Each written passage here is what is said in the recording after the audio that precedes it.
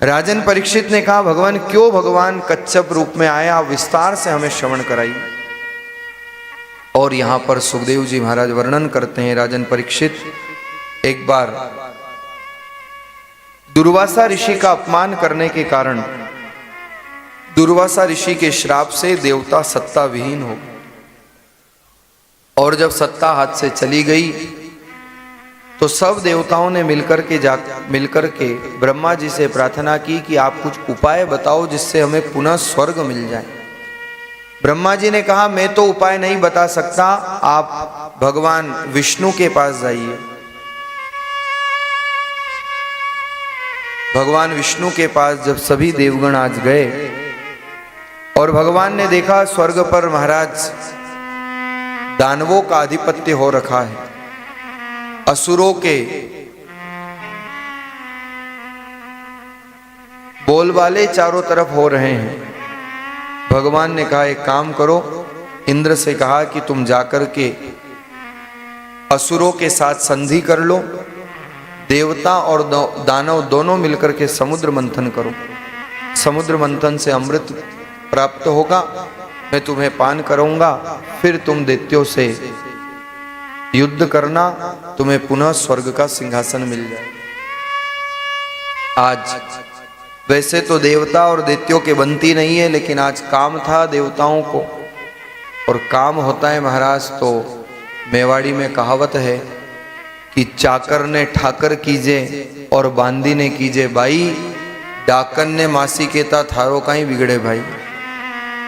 काम होता है तो व्यक्ति गधे को भी बाप बना लेता है, लेकिन आज का पढ़ा लिखा इंसान इतना चतुर है कि काम निकल जाए तो बाप को भी गधा बनाने में देर नहीं करता।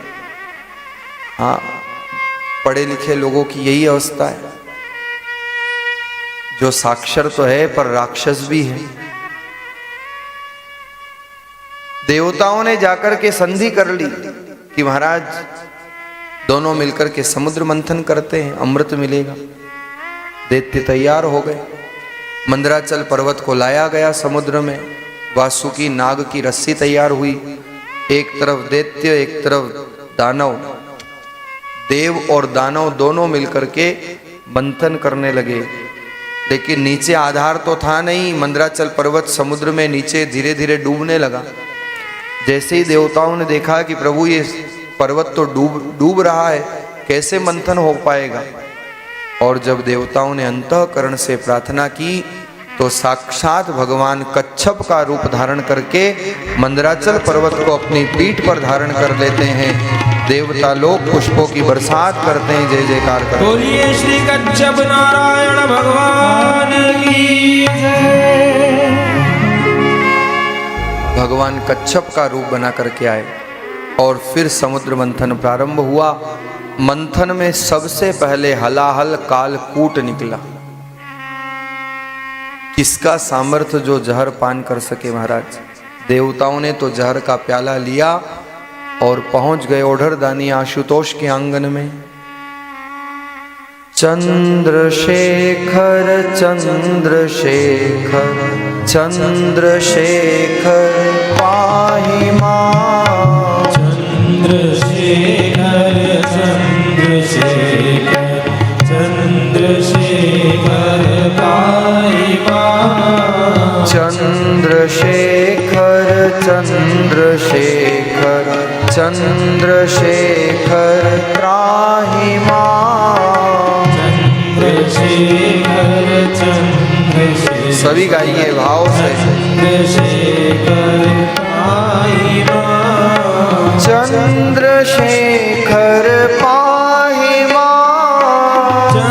चंद्रशेखर पाहि मां। चंद्रशेखर त्राहि मां। चंद्रशेखर त्राहि मां। चंद्रशेखर चंद्रशेखर चंद्रशेखर पाहि मां। चंद्रशेखर चंद्रशेखर चंद्रशेखर पाहि मां। बोलिए शंकर भगवान की जय। देवता तो महाराज अमृत पी करके देव ही कहलाए, लेकिन जहर का प्याला लेकर के जब आज देवता गए, प्याला हाजिर किया, भगवान शंकर ने जहर का प्याला लिया, रा कह करके मुंह खोला, सारा जहर पान कर गए, मां कह करके मुख को बंद कर लिया, उस सारे जहर को कंठ में स्थान दिया। भगवान का जहर पान करने से कंठ नीला पड़ गया। सारे संसार में जय जयकार होती है। बोलिए श्री नीलकंठ महादेव की जय। नीलकंठ के नाम से भगवान संसार में प्रसिद्ध हुए महाराज। क्यों भगवान ने जहर को स्थान दिया कंठ में?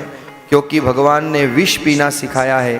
भगवान कहते हैं जहर बाहर भी मत उगलो और जहर को अंदर भी मत जाने दो, क्योंकि अंदर तो भगवान भोलेनाथ के हृदय में राम विराजमान है। एक ने पूछा, प्रभु आप हमेशा विश्राम में कैसे रहते हो? भोलेनाथ ने कहा, मेरे गले में है विष और हृदय में है राम, इसलिए मैं रहता हूँ विश्राम, इसलिए मैं करता हूँ विश्राम। भगवान हमेशा विश्राम में रहते, मस्त रहते, क्योंकि गले में विष है, हृदय में राम है, और जिसके हृदय में राम है उसको तो आनंद ही आनंद है महाराज। जहर का प्रभाव भोलेनाथ पर नहीं हुआ। जहर की सद्य प्रकृति है मृत्यु, लेकिन मरेगा कौन? जो जन्मा हो।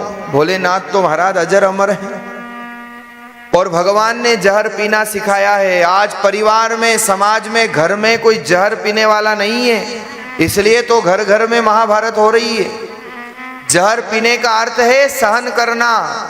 आज सुनना कोई नहीं चाहता, सुनाना सब चाहते हैं।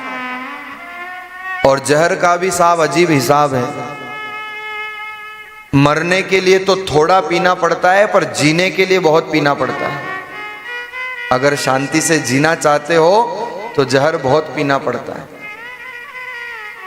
भगवान भोलेनाथ देवता अमृत पी करके भी देव ही कहलाए, और भगवान जहर पी करके भी महादेव कहलाए। भगवान भोलेनाथ महादेव कहलाए।